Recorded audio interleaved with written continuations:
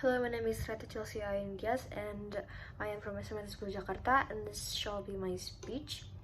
I will start my speech in 3, 2, 1. First of all, I would like to start my speech with defining of the definition as masculinity itself. Masculinity is a social norm point of view of seeing one, most likely male, to behave in a certain way, often associated in a bigger, dominant, stronger type of view. Now, in context and status quo, masculinity has become one of the most fragile and uncertain topics, being more and more often talked in between society of any age and any gender.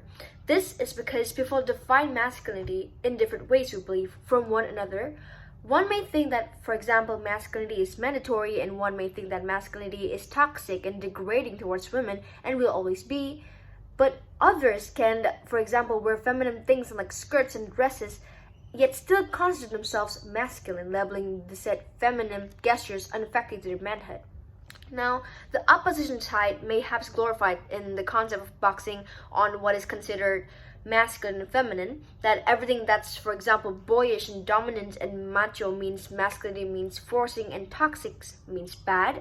Now, we, the government, believes that that masculinity is far more flexible than the said association, thus bringing more diversity and a wider view of masculinity itself, and also believes that we as a society should not work against masculinity for the upbringing of feminism, rather than to mobilize with it and work alongside with it. In our side of the house, the mechanism would go along the lines of 1. Male gender, for which are the actors who are expected to be masculine in this case, define masculine differently for each individual, thus canceling the accusations of, for example, forced masculinity. And even if the scenario shows that some, for example, have a bad view and bad implementations of masculinity in our side of the house, for example, like abusing women means masculinity means good, or feeling utterly superior from women for their masculinity in toxic ways, we believe that as a government, the justice and education system shall be provided for the said actors. And 2, the said proposed solution of ours, which is the justice and education system, shall only be educational and not deconstructive of what is masculine and what is feminine, and shall not motivate one to change their general gestures of society norms. Our stance is to once again believe in masculinity to be able to support feminism and work alongside with it, declining any bad assumptions of the male gender and masculinity, thus leading to a more harmonious society between both male and female genders. For one, won't feel disregarded and labeled. For example, women won't feel and accused that every man's masculinity means bad, and men won't feel, for example, accused for what they have lived with, and in this case masculinity, for all their life, and not be upset of women and support feminism in their own way. Now, onto the arguments. First, the practical arguments. The opposition side may have declared that masculinity is bad as it is, and thus man should just change it with the mainstream idea of killing societal norms and toxic masculinity. That one should not have to bear masculinity at all, for its risk for being abusive of their own or others.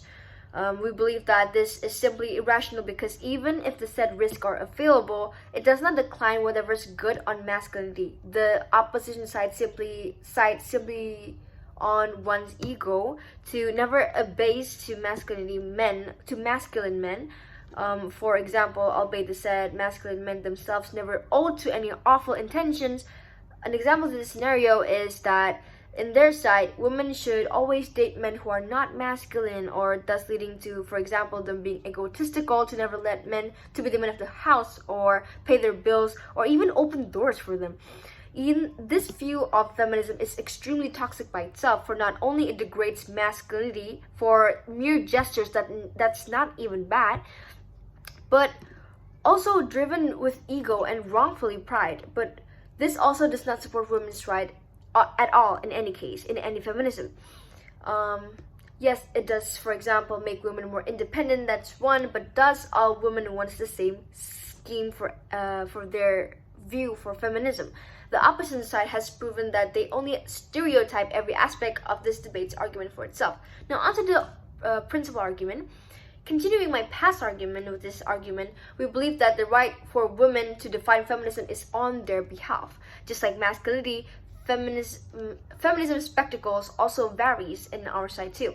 One woman can describe feminism as total independence from any masculine individuals, which is available on our side, but others could also describe it as living their life to the fullest as a woman, with their preference of males and masculinity, which is not available on their side and is only available on our side too. With the company of masculine being said, and with this, government has declared that our side is more inclusive towards any aspect of the House's arguments regarding feminism and masculinity. Thank you.